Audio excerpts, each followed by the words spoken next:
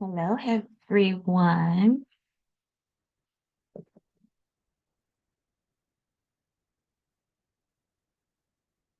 Just testing out everything, making sure my volume is working correctly.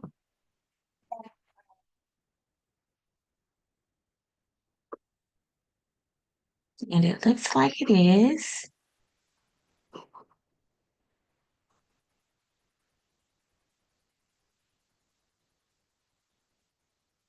So today we will be discussing Medicaid cost report adjusting trial balance. Let me see, does it allow me to put a subject on here? No, it doesn't. Okay. So let's just get to it. If you have any questions while we're here today, just put them in the chat, and I will try to look at the chat while while we're on this live and answer any questions we may have. I will look to see if we have anyone that is going to come on in, and you know get this good information about the Medicaid cost report adjusting trial balance. Because this is it's that season, it's that time. So let's go ahead and get it started. So hi everyone. I pray that everyone's new year has started off great. I am still trying to get used to this cold weather. I'm in Houston and we don't get a lot of winter weather, so I'm trying to get used to it.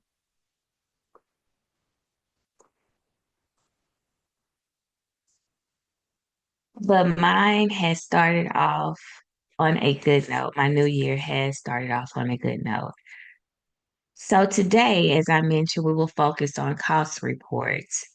But first, I want to go over some deadlines that are approaching for my home care agency owners. 1099s.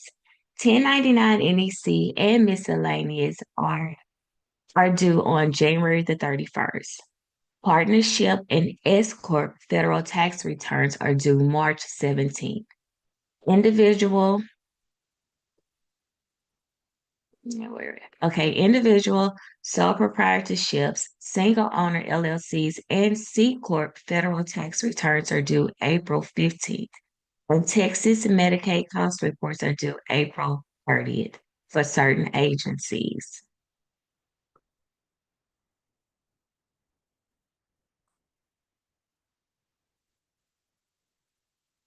I wanted to make everyone aware of what is coming up because these due dates will be here before we know it. This will lead me to my discussion for today, which is the Texas Medicaid Cost Report trial balance. But first, for those who do not know me, I'm Chavis, your home care accountant. I help home care agency owners increase revenue by 25% or more with organized accounting and bookkeeping strategies. I was also a Texas Medicaid cost report auditor for the state of Texas. So I know firsthand how important it is to get this right. Okay, let's go into it. Let's get into it. So not only do my home and community care and residential care providers have to submit a tax return, but you also have to submit your 2024 Texas Medicaid cost reports this year. One of the supporting documents that is required when submitting your cost report is the trial balance. Step 4 of the cost report will ask, does a provider have work papers that clearly reconcile between the fiscal year trial balance and the amounts reported on this cost report? If no, please provide an explanation. Now, I just think this is a trick question. If you answer yes, which you should, you will have to upload your supporting work papers. If you answer no during the audit process, the auditor will contact you asking for your trial balance. you can also risk being put on vendor hold. When looking at the cost report instruction, it clearly states that there should not be a situation where a provider responds to this question with no. It continues to explain that each provider must maintain reconciliation work papers and any additional supporting work papers detailing any allocations. To facilitate the audit process, it is thus required that the cost report prepare attach a reconciliation work paper with its foundation being the provider's year-end trial balance. Now, this is on the cost report, Medicaid cost report instructions. It states that you can answer this question yes and no, but don't answer the question with a yes or no. As a matter of fact, let me see if I can go ahead and share my screen so you can see exactly where this is coming from. Give me 1 second. Let me pull it up. Let me hit the share screen.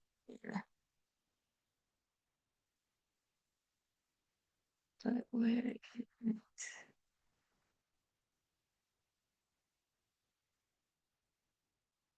Make sure I am sharing the. Nope, I'm not sharing the right screen. Oh my God.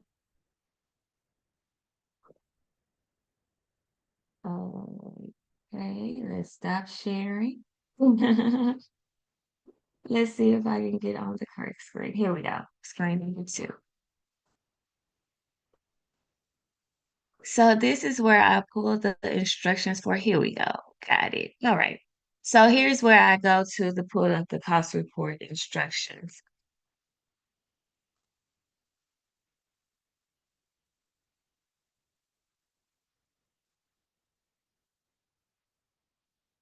And right here, you can see that it clearly states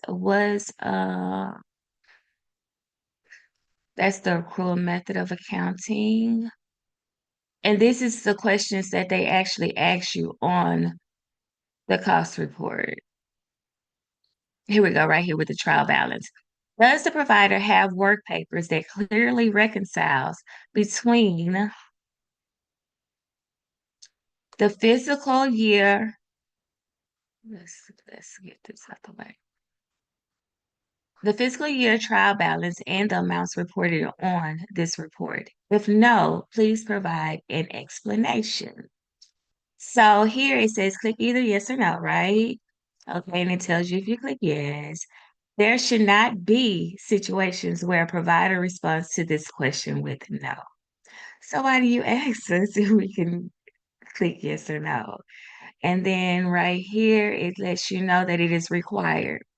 To facilitate the audit process, it is thus required that the cost report prepare attach a reconciliation work paper with its foundation being the provider's year-end trial balance. And then it tells you the tag rule that this is associated with. So, um, so yes, I think it is a little weird that they will give you the option to say yes or no, but then tell you that it is required. So just be mindful of that when you're completing your cost report. Okay, where did we?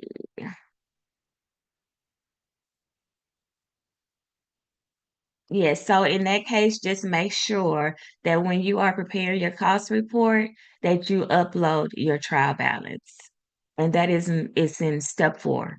So make sure you look for that. Okay. Let me see if I have any questions or anyone. Okay. Let me get a little sip of coffee here real quick.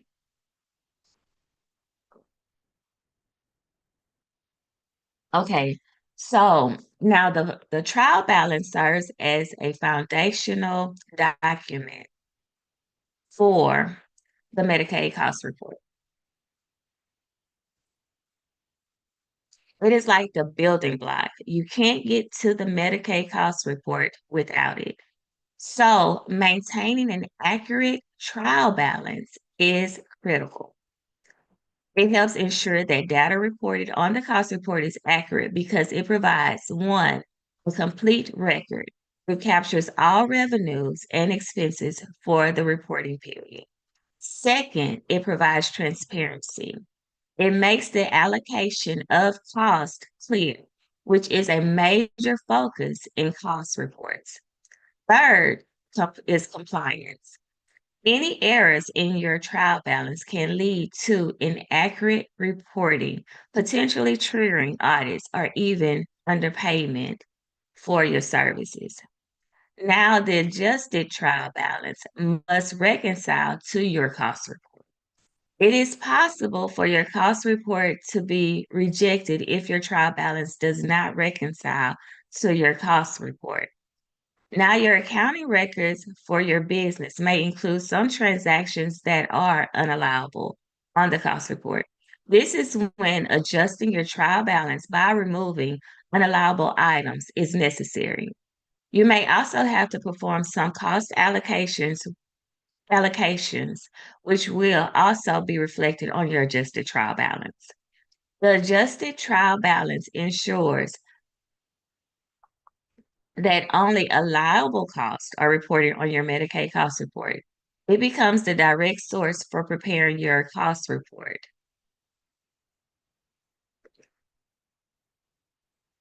It's the version of your books that reflects all necessary changes for an accurate and compliant cost report submission.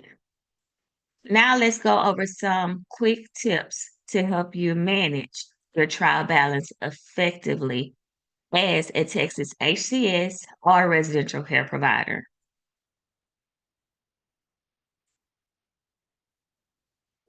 Reconcile regularly. Don't wait until the end of the year. Monthly and quarterly reconciliations can save you from last minute surprises. Document adjustments. Keep detailed records of all adjustments, including why they were made and any supporting documentation. Work with an expert. They can help ensure your adjustments meet HHSC requirements. Use software. Invest in an accounting software that can generate trial balances and track adjustments effectively and efficiently, like QuickBooks. So, let's see, do I have any questions? No questions in the chat. Okay. So I will wrap this up by adding that the trial balance is a key piece of the puzzle when it comes to preparing your Medicaid cost report. Without an accurate and adjusted trial balance, you run the risk of non-compliance, underpayments, or audits. If you're feeling overwhelmed or just want to make sure you're on the right track, feel free to reach out. I work with HCS and RSC agencies like yours to ensure your cost reporting process is smooth and compliant. Thanks so much for joining me today. Don't forget to like, share, and subscribe for more tips on managing your home care agency's finances. Also, if you have any questions, you can also leave your questions in the comment sections or in the chat, and I will reach out to you to answer your questions. Checking to see, no questions. So, with that being said, until next time, take care and stay compliant. And as always, wishing you much success in your business. Thank you.